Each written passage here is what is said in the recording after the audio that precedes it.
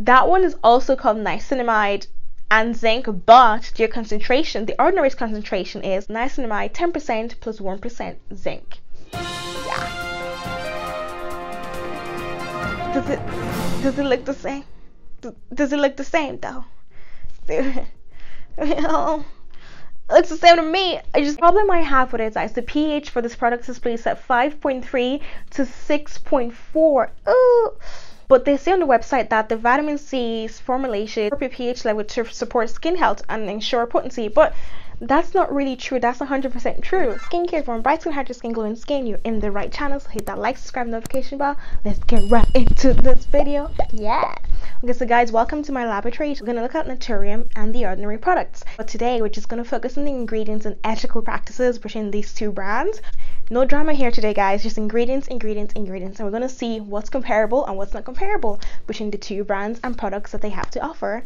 Okay, and some of the products are actually quite similar. All right, I know. So first up, let's look at hyaluronic acid. Everyone knows about HAs, so this is the HA from the Ordinary that I have, and I love it. Hyaluronic acid 2% and B5. In here, this is the one by the Ordinary, and I know I also look at Naturium. They also have their own hyaluronic acid, and they call it quadruple hyaluronic acid 5%. Sodium hyaluronate doesn't come in pure form. It comes to be 1% to 2% of the solution, which is primarily composed of water. I'm a bit confused why Naturium has 5% HA in their serum, because if a solution actually has over 4% hyaluronic acid, it can actually leave your skin feeling dry. So let me explain this a little bit simpler. If you have a wet sponge and you put salt on the sponge will eventually dry all the water from the sponge, leaving the sponge really dry. Okay, since hyaluronic is actually a salt rock, too much of it can actually draw moisture away from the skin instead of what it's actually supposed to do at normal concentrations of 1% or 2%, which is to draw in moisture. And sometimes you're misleading information about percentage of HA in products, because there's no way of you actually knowing the exact percentage of HA in a product without you taking it to the lab and actually running various tests to see the exact percentage of it. Simple way is I would carry a test in the lab for different medications and things like that. Let's look at these two products and compare their ingredients. I've also noticed that the Naturium one has a lot more ingredients than the Ordinary's one, and to be honest with you, a good hyaluronic acid serum doesn't need that many ingredients to make it beneficial for your skin. Okay, so Naturium have honey in there for the hyaluronic acid. So this is vegan friendly. Asterisk, what does vegan friendly mean? Cruelty free honey. Okay, it doesn't really tell if it's animal derived or plant derived honey. I know different people who are vegan and they may actually feel a bit sensitive towards this and towards the wording. So species numbers decline if their environment is reduced and leads to extinction, which then leads to a reduction in species diversity. Biodiversity is very important for a healthy ecosystem, which gives us increased productivity. If we only have one type of bee that's thriving, flowers and plants that are frequently visited by these bees can also go into extinction if they're not properly pollinated. For example, bumblebees are brilliant and excellent at pollinating tomatoes, right?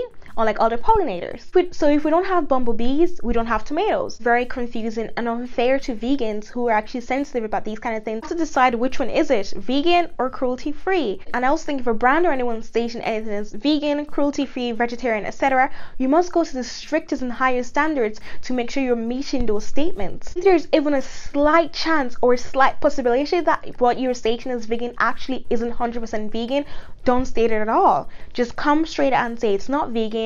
There are people who might care and there are people who might not care. So Naturium shouldn't claim their products are vegan when only half vegans would agree with that statement. Next up on my list is the Niacinamide 12%, 2% zinc by Naturium. Now you're probably thinking, right? You're probably thinking, if you watch my video Niacinamide, I recommend the Ordinary's one as well. You're probably thinking, that one is also called Niacinamide and zinc, but their concentration, the Ordinary's concentration, is niacinamide 10% plus 1% zinc. Yeah. Does it look the same? Does it look the same though? Looks the same to me. Just a few numbers changed in there. I have a video talking about niacinamide. I love niacinamide and I talk about all the benefits. If you haven't watched that yet, click up after this and give that a watch. Niacinamide is a beautiful ingredient. It helps with enlarged pores, excess oil production, evens out your skin tone. It's really everyone's best friend if you don't react to it, right? And the addition of zinc to a niacinamide product actually really enhances it and helps you control oil production. So Naturium's niacinamide serum 12% plus zinc 2% retails for $16, and it's a 30 ml bottle. It's a vitamin antioxidant, helps soothe the skin, helps with blemishes. Overall, it is a very nice anti-aging ingredient. Zinc is also an antioxidant and skin soothing ingredient. Ordinary's product, which also has niacinamide 10% and zinc 1% inside it. So we can see that the percentage inside it are actually lower in the Ordinary's version, and they're actually quite similar. So the Ordinary, you only pay $5.90. So which is about a third of Naturium's price. So the reason I wouldn't push the percentage of niacinamide in a product is because some people actually react to niacinamide, and a percentage higher than 10% can actually lead to a lot of purging and a lot of reactions in some sensitive skins as well. So I wouldn't push it too much over. I'm just a bit overdoing it. I wouldn't push over trying to differentiate over 10%. I would have just stuck to 10% and 1% zinc and just say, look, I copied it. That's it. Copied. To the next product, I think the main ingredient here is retinol. So let's have a look. You see that the main ingredient in this retinol face oil is actually the HPR. So you're probably thinking of the Granactive retinol by The Ordinary. Now let me just explain a little bit what that is. Retinoic acid, also known as tretinoin or retin A, is actually the active form of vitamin A. It binds directly to the skin cells, and the retinol receptor is in the skin cells. HPR is said to be similarly active because it does the same thing, but it doesn't need to convert like retinol does. HPR is a bit unique compared to retinol in that it produces very little to no reaction when people actually use it. HPR is actually quite a new ingredient, and there isn't actually a lot of research backing it up, and most of the research numbers and results actually come from its manufacturer. It is a really sort of an exciting next generation retinoid, which is really nice to see in this product. We also have squalane, and The Ordinary also do a collection of Granactive retinoids in squalane, so they're actually both comparable. Now you've probably spotted rosemary extract. If this contained rosemary oil, then that would have been a fragrant component of the plant extract, but this is the leaf extract. It has those soothing benefits to it. Overall, looks promising. Again, very similar to The Ordinary's Granactive retinol. And The Ordinary's Granactive retinol 2% in squalane retails for $9.60. While Naturium's retinol face oil retails for $25. And now I do have a video coming up shortly talking about retinoids and the best possible retinoids for all skin types and really for all age groups as well. So hopefully you tune back in for that. I'm really the pricing of some of these, because the product is cheaper doesn't mean it's not great for you, and because the product is more expensive doesn't mean it's better for you. We have for Naturium the Virgin Marula face oil 100% retails for $16, and the ingredients basically just composed of Chloracaya, Berea seed oil. So that retails for $16, and it's 100% Marula face oil, and but The Ordinary has a good one that I actually love and I've tried myself. 100% cold pressed virgin marula oil as well. So The Ordinary's virgin marula oil retails for $9.90. So there is kind of the prices are very differentiating. There's a big gap between those prices for those two oils. So Naturium also have the plant squalane face oil 100%, and I know The Ordinary also do a plant squalane face oil as well that's also 100%. So look at the ingredients and compare the prices and see if there's any big difference between the both of them. Yeah.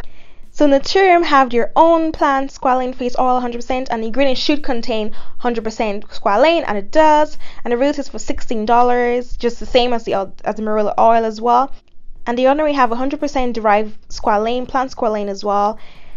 Let's look at the ingredients. 100% also contains only squalane, about 50% cheaper at $7.90. Vitamin C by Naturium. I'm not going to compare with The Ordinary, but I'm just going to point out some little ingredients that I found, and share my thoughts with you guys on these ingredients as well.